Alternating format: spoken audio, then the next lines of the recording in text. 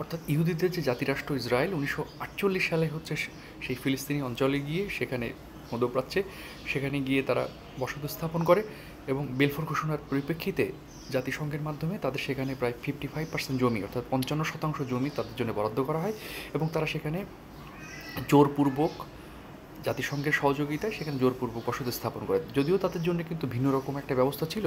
1903 সালে বলা হচ্ছিল যে তারা আফ্রিকায় অর্থাৎ কেনিয়া অঞ্চলে পূর্ব আফ্রিকায় তারা যাবেন, কিন্তু তারা সেখানে গেলেন না, তারা পছন্দ করলেন না। তারা বারবার অর্থাৎ জায়নবাদী যে আন্দোলন, জায়নবাদী আন্দোলনের নেতারা বারবার বলছিলেন যে আমরা আসলে ফিলিস্তিনে যেতে চাই, সেই ফিলিস্তিনের যে ভূমি সেটাই হচ্ছে আমাদের ঐতিহাসিক এবং ধর্মীয়ভাবে, অর্থাৎ ঈশ্বর আমাদেরকে ওই জায়গাটায় আমাদের জন্য বরাদ্দ করেছেন, অর্থাৎ ওইটাই আমাদের প্রমিসড ল্যান্ড, ওখানে আমাদের ফিরে যেতে হবে। এবং তার পরিপ্রেক্ষিতে 1948 সালে তারা সেখানে বসতি স্থাপন করে। তো একজন তাদের যে সেখানে বসতি স্থাপনের পরের থেকে বর্তমান পর্যন্ত তাদের যে কার্যক্রম, তার পরিপ্রেক্ষিতে স্পষ্ট যে তারা হচ্ছে সেখানে ক্রমাগত ভূমি দখল করেছে। জাতিসংঘের প্রস্তাব অনুযায়ী তাদের সেখানে 55% জমির উপর কথা ছিল, কিন্তু বর্তমানে গিয়ে দেখবেন প্রায় 100% জমি হচ্ছে তাদের দখলে। 1949 সালে প্রথম যুদ্ধ হয়, আরব ইসরায়েল যুদ্ধ, তার পরিপ্রেক্ষিতে প্রায় 80% জমি তারা দখল করে। এরপরে আপনি দেখেন যে 1967 সালে যখন আরব ইসরায়েল প্রায় 6 দিনে যুদ্ধ হয়, সেখানে প্রায় সম্পূর্ণ জমি তারা দখল করে। এখন শুধুমাত্র বর্তমান সময়ে আপনি খেয়াল করে দেখবেন ম্যাপের দিকে যে শুধু হচ্ছে পশ্চিম তীর এবং গাজা ছাড়া অধিকাংশ অঞ্চলই হচ্ছে ইসরায়েলি দখলে। অর্থাৎ এর পরিপ্রেক্ষিতে কী হলো?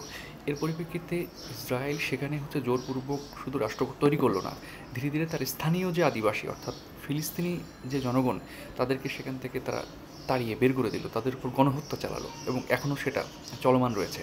তো ইলান বাপ্পি একজন ইসরায়েলি ইতিহাসবিদ এবং বিশ্ববিদ্যালয়ের শিক্ষক, তিনি এটাকে বলছেন যে সেটেলার কলোনিয়ালিজম। অর্থাৎ সেটেলার কলোনিয়ালিজমটা কীরকম?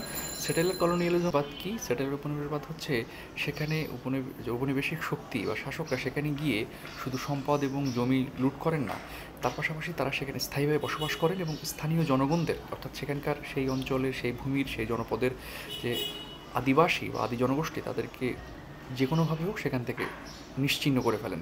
ইসরায়েলও ঠিক একইভাবে সেই কাজটাই করছে। আপনি যদি ইতিহাসের অন্য একটা দিক দেখেন, অর্থাৎ বর্তমান যে আমেরিকা, তার যদি প্রতিষ্ঠা দেখেন, সেই আমেরিকাতে আপনার কলম্বাস যখন আমেরিকা আবিষ্কার করলো, ঠিক তারপরে ইউরোপের বিভিন্ন শক্তি, ইংলিশরা, ফ্রেঞ্চরা, ডাচরা, ফরাসিরা সেখানে গিয়ে তাদের স্থানীয় যে আদিবাসীগুলো রয়েছেন তাদের উপর গণহত্যা চালান, তাদের জমি, তাদের খামার ইত্যাদি দখল করেন। ইভেন এমনও ঘটনা ঘটে যে আদিবাসীদের পার মাথায় 1 সেন্ট ঘোষণা করে তাদেরকে সেখানে গণহত্যা চালানো হয়। তো এই আমেরিকায় গিয়ে ইউরোপীয়রা ঠিক যেভাবে জমি এবং খামার দখল করে এবং স্থানীয়দেরকে উপর গণহত্যা চালায়, ঠিক একইভাবে ইসরায়েলও আজকের দিনে ফিলিস্তিনিদের উপরে সে ধরনের কার্যক্রম চালাচ্ছে।